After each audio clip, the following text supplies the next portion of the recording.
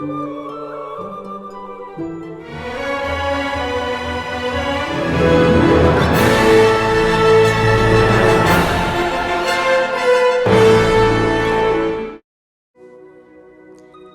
my beautiful soul.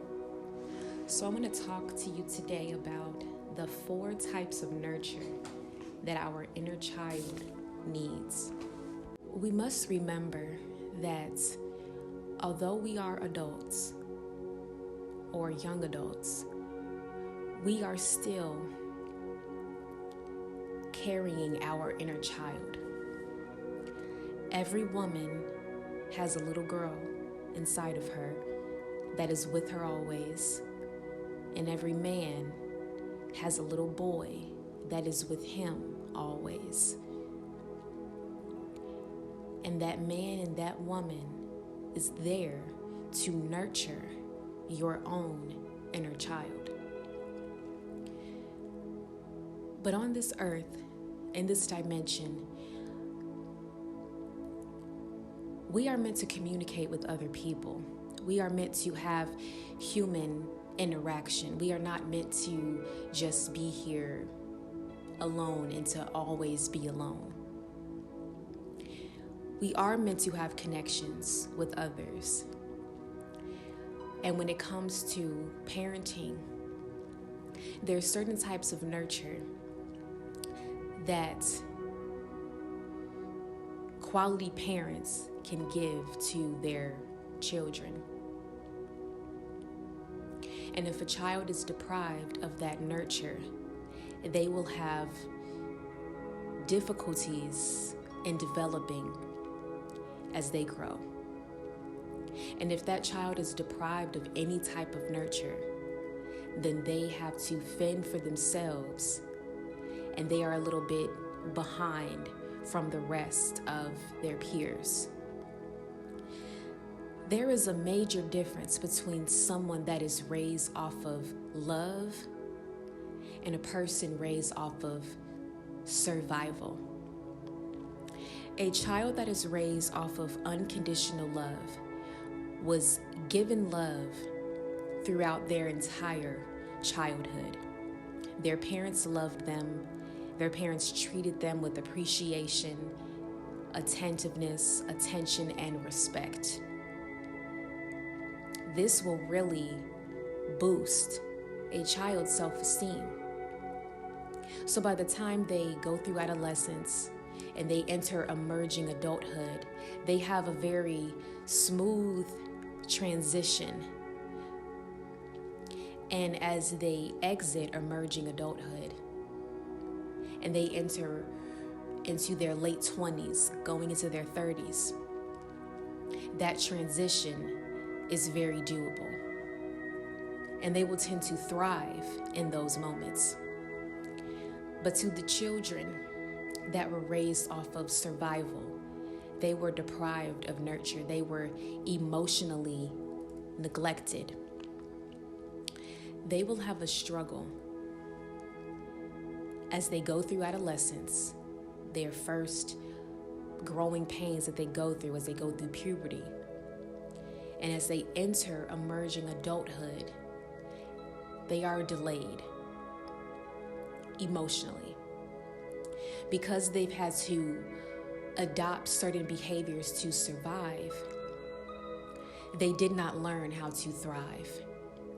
So now they're making up for that time in their emerging adulthood to learn how to thrive.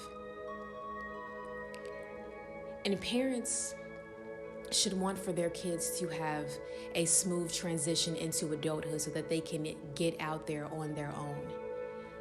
But if a child is in emerging adulthood between the age of 18 to 25 and they're dealing with struggles, they are having a lot of mental health issues, they may struggle keeping a job or figuring out what they want to do with their life.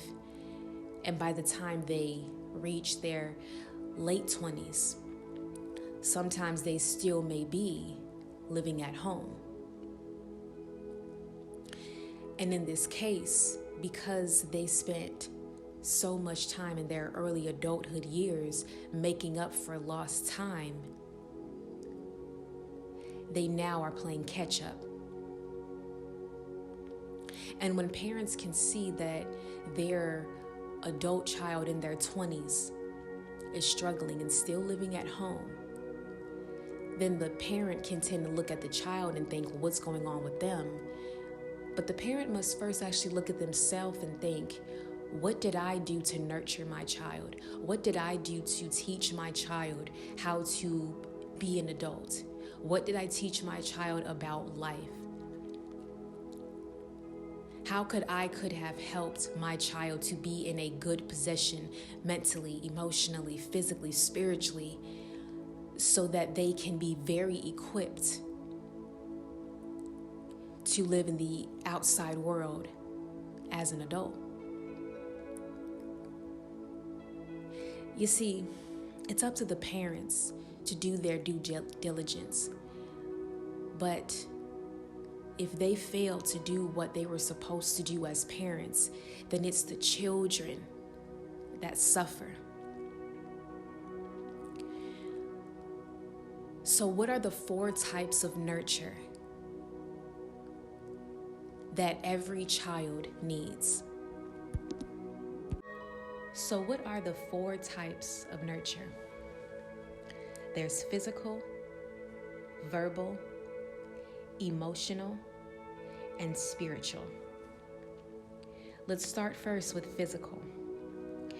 In psychology, when we look at Maslow's hierarchy of needs, that very first tab there at the bottom of the foundation, it talks about your basic needs: food, shelter, clothing. That is physical nurture. It's basically having your physical needs met, having shelter, a roof over your head, having clothing, clothes on your back, shoes on your feet, a hat on your head, gloves on your hands, and a coat for the winter. Having food to eat, having water to drink, having a toilet to use the bathroom, having hot water in a shower or a bath to bathe yourself, wash your face, brush your teeth. Those are your basic necessities that you need. And that is where a parent is providing that for their child. But, however, that is the basic necessity that a parent is to give their child, because their child is a child. They can't go out and get a job and pay their own bills and provide this for themselves. It is up to the parents to provide this for them. And sometimes what can happen is a parent can provide for their children and think that they are doing the maximum, when in all honesty, they're doing the bare minimum. Providing for a child and fully nurturing a child are 2 very different things. Parents feel that if they provide, that's enough. That's all a child needs. And some feel they don't need to do any more or do anything extra, or they will take that they provide for their child and throw that back in their face. I provide a roof over your head, gaslighting the child, without realizing that that is what a parent is supposed to do. A parent does not receive a gold medal, a trophy, and a Nobel Peace Prize for doing the bare necessity of what a parent is supposed to do for their child. It's how well you nurture your child, how well you raise your child, how well you teach your child, and how healthy you discipline your child is what will really determine how quality of a parent you are.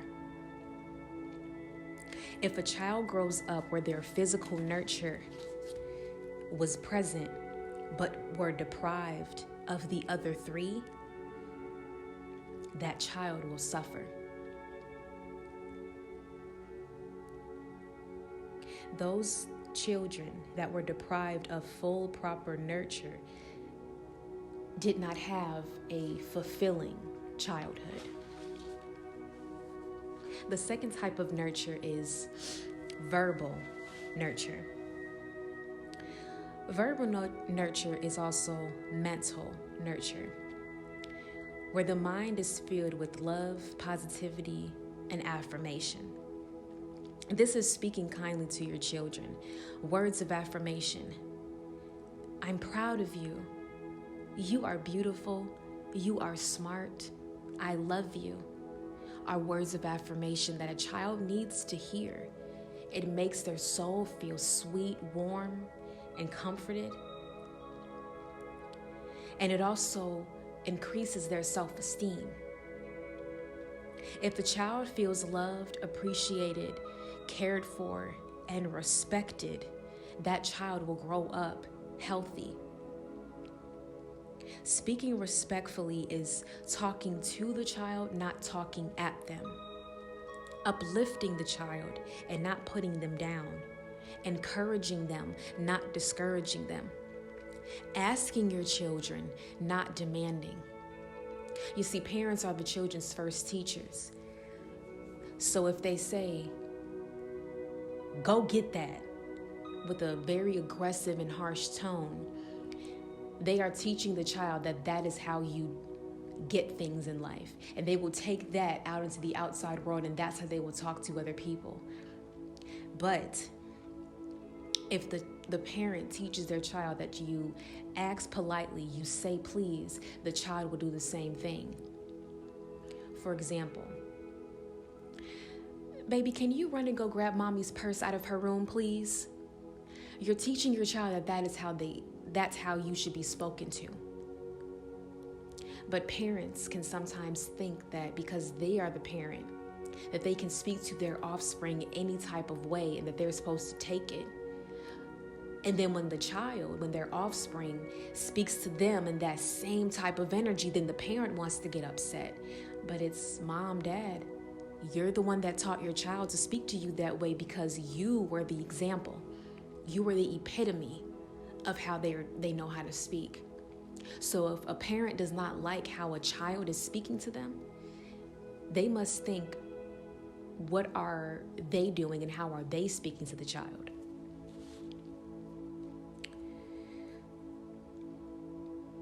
Verbal nurture is also filling your child with words that lift them up and make them feel good, not putting them down and making them feel bad. The third one we have is emotional nurture. Without this type of nurture, this causes childhood emotional neglect, and this is the most important nurture that you can give to your child. You can give your child empathy, love, and compassion. First, let's start with empathy. Empathy is placing yourself in someone else's shoes and feeling what they feel. Adjusting how you respond to someone by responding in a way that we would want someone else to respond for us. It's following the golden rule: treat others the way you want to be treated. If the child is upset or hurt, you cater to the child's needs. You are taking their feelings into consideration and not pushing it aside. Because when a child's feelings are pushed aside and neglected, the child experiences neglect and abandonment, and they feel as if they are being taught that their feelings don't matter. And they grow up very guarded, not vocalizing themselves, not opening up to their parents, because their parent did not create a safe environment for their child to speak on their feelings. And a child does not want to deal with that rejection several times, so they will just learn to just not say anything at all. And when this develops into adulthood, this develops into a person being emotionally unavailable. And this can affect their friendships, this can affect especially their relationships. And being emotionally unavailable in a relationship can cause people to be in toxic situations where they are with a person that resembles their parent. So a man can be with a woman that resembles their mother that was emotionally unavailable. Or a woman can be with a man that is emotionally unavailable because daughters marry their fathers and sons marry their mothers. Also, love and compassion is very important, and that is caring for a person and their feelings, giving someone comfort, warmth, and care when they need it, soothing a child, giving a child affection is what helps the child in their time of need, not neglecting them. People will always remember how people treated them when they were hurt, upset, or crying. Were they attended to or were they neglected? Sometimes if a child was neglected, they can find themselves repeating the same behaviors to their own children or even their nieces or nephews if they ever babysit them. Not because they intended to and not because they want to, but because it was done to them. They're repeating learned behaviors. But when an adult is aware of this, they can nip it in the bud and stop it immediately and rechange the direction. So if you messed up with your child or niece or nephew or little cousin, little sibling, forgive yourself for the mistake that you made. Go and apologize to the child for what you did to them and the trauma you caused them. Give them affection, give them nurture. And the best apology is change behavior and to not do it again.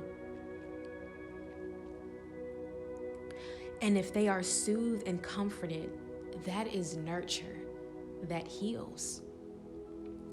Even using words as in pet names, honey, sweetie, sweetheart, baby. Those are very nurturing words that make someone feel very sweet. You ever notice that nurturing women use those words to nurture other people? And you feel very warm and fuzzy when someone calls you that? It's because your inner child needs to hear that. They want to feel special. They want to feel loved because there's a lot of love that comes from those words. Sometimes when you call a child by their name all the time, they can feel you talking at them. But when you speak with pet names and you replace their name with pet names, sweetie, sweetheart, honey, baby, dear, that really can nurture somebody and really nurture a child. Now, if a child is attended to when they are in their moments of need, then that will heal them. But if they are ignored, that causes more trauma. Now, the last one is spiritual nurture. Spiritual nurture is caring for their soul and spirit, providing the space for the child that will give them what the soul needs and what makes their soul feel fulfilled. Every person is different. Every child is different because every soul is different and every soul needs different things. And when the parent can attend to that child and give that child what that soul needs, they are giving them spiritual nurture. And even if parents don't need that same type of spiritual nurture in their own life, if their child needs it, it is up to the parent to give it to them. Parents must remember that their children are their own individual person, not extensions of them. Children are humans, not property. And many times parents will not do something for their child because the parent themselves realizes they don't need that in their life, so they feel their child shouldn't need it either. But parents should not assume. When parents get to know their child, they will know that their children are different. Each child is different. And when they get to know their child, they will know what that child needs. And they will give that child what they need. Spiritual nurture is about attending to the soul, not the flesh. It's about keeping the child alive and fulfilled. Knowing children come into this world with their own needs, and it may not match the parents' needs, but it is wrong of the parents to not give that child what they need for their soul fulfillment just because they do not agree. That child is here to teach you new things about people and about life, not to repeat the same exact identical pattern that was done in the parent's life. When a parent gives their child spiritual nurture, that is the most fulfilling thing that they can ever give to their child. But also, we must remember that if children did not receive all of the nurture that they deserve to receive, it's not because the child is bad, or that the child did anything wrong, or that there's something wrong with the child. And if you ever thought that, I am so sorry. It's not your fault. You did not do anything wrong. There is nothing wrong with you. You aren't a bad child. How your parents treated you, what they gave you and what they did not give you, had nothing to do with you. It had everything to do with them. They were the adult, they were the parent, and you were the child. They were supposed to do their job, and they failed to do so. But my baby, do not think that it was your fault. You see, understand that parents are still human beings at the end of the day, and that they still have a little girl or a little boy in them. And if they were not given the same type of nurture in their childhood, they cannot give you what they do not have. Give your parents grace and forgive them for what they did not do, and forgive them for what they did do wrongly. Remember that your parents are human beings, and look back into their childhood and look into what they experienced through their adolescence, emerging adulthood, into later adulthood years.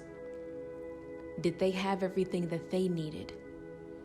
And if they didn't, and they didn't learn how to get it, they could not give it to you. It's not like they didn't want to, they just did not know how to. But I'll tell you this, you can still receive all of that nurture even in adulthood. Because one, you can give it to yourself. And you can learn how to do this to yourself and your own inner child, so that when you have children, or even if you already have children, you can change the dynamic of how you nurture your children. And lastly, you can receive that from a spouse. You see, sometimes when a person does not receive the type of nurture that they are used to, they did not receive that type of nurture as a child growing up. Sometimes a lover could come into your life and have all of the nurture that you need and deserve to receive. But because you have never received it, it looks and feels foreign. So out of fear, you flight, you run. And you're running away from the very thing that God has sent to bless you. Do not block your own blessings by running away from the nurture that you need. You want someone to give you something that you've never experienced before, that you know you need. That's what you need. Not the opposite, and not a repeat of what was done to you in your childhood. Because if you have a partner or a spouse that resembles the same type of behaviors and actions and energy that you were given as a child, you are still in that same constant, repetitive hamster wheel cycle as the same as your childhood. And if you don't escape the cycle, you don't break free. You must ask yourself, is the person I'm with, is my significant other that I'm with right now, are they giving me that nurture that I need? If they are, if they have given you all four of those nurturing qualities, if they are, you have a wonderful spouse. If they are not, you have chosen the wrong spouse. You have trauma bonded with this person because you have married your parent. Not literally, but you've married that same type of energy that was given to you. And you will not heal if you are being re-triggered and re-wounded.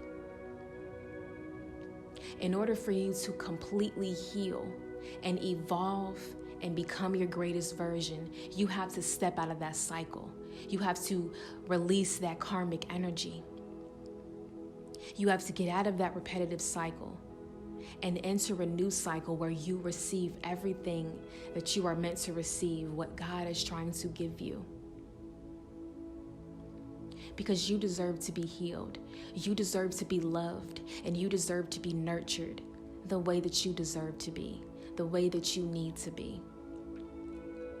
I understand how scary it can be, but sometimes taking a leap into the unknown is the very thing that can change your life for the better.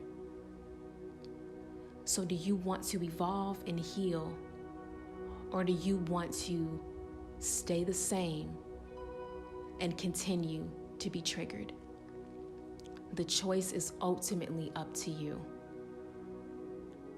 Life is short, and you deserve to live your life in peace, happiness, freedom, healing, unconditional love, and bliss. And the partner that you choose will seriously be the determining factor on if you get that. Because two is better than one. We are meant to be with people. That's why there was Adam, and that's why there was Eve. God brought us into this world in pairs. God has someone specifically for you. But sometimes, because we have unhealed trauma, we can choose the wrong person and waste years of our lives with them, even have children with them, without realizing that this is not the person you were meant to be with. Do not block your own blessings by staying in that repetitive cycle. When you begin to heal those wounds within yourself, then you will realize what you truly deserve and desire and want in your life. And then you will realize and know the type of partner that you truly need. It's nothing wrong with needing to walk away from a partner for your own best interest. Because if you don't walk away from something that is not serving your highest good, you are limiting your life. But if you choose evolution and evolvement, your growth is limitless. Do you want to be limited, or do you want to be limitless? The choice is ultimately up to you.